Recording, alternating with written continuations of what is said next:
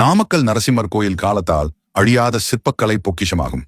மலைப்பாறைகளை நேரடியாக செதுக்கி உருவாக்கப்பட்ட குடைவரை ஆலயமான இதன் வடிவமைப்பு அன்றைய காலத்தின் சிற்ப நுட்பத்தை வெளிப்படுத்துகிறது. புராண காலத்தில் தெய்வீக சிற்ப நிபுணராக பெயர் பெற்ற மயன் என்பவர் பல அற்புத கட்டிடங்களை உருவாக்கியவர். அவரால் உருவாக்கப்பட்ட அதிசயங்களில் ஒன்றாகும் நாமக்கல் ஸ்ரீ லட்சுமி நரசிம்மர் குடைவரை கோயில்.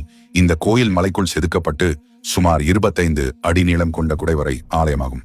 பாறைகளின் இயற்கை வடிவம் காக்கப்பட்டபடியே அதில் உள்ளே கல் செதுக்கி ஒரு தெய்வீக ஆலயம் உருவாக்கப்பட்டது. பின்னர் பல்லவ அரசனான மகேந்திரவர்மன் தனது ஆட்சி காலத்தில் இந்த கோயிலின் கட்டுமான பணிகளை மேம்படுத்தினார். அவர் பின் தொண்டை மண்டலத்தை ஆண்ட அதியமான் வம்சத்து மன்னர் குணசீலன் இங்கு பெரும் திருத்தப் பணிகளை மேற்கொண்டார். இவை அனைத்திற்கும் ஆதாரம் கோயிலின் கல்வெட்டுகளில் காணப்படுகிறது.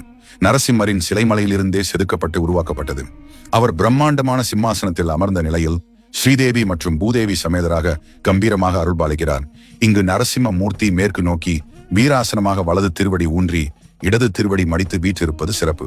அவரது வலது கையில் ஹிரண்யகசிபுவை வதம் செய்த போது ஏற்பட்ட இரத்தக்கரையும் நகங்களின் கூர்மையும் சிற்பத்தில் மிக நுணுக்கமாக வடிக்கப்பட்டுள்ளன. இந்த அளவிற்கு நுட்பமான கலைப்பணி அந்நாளைய சிற்பிகளின் திறமையை வியக்க வைக்கிறது.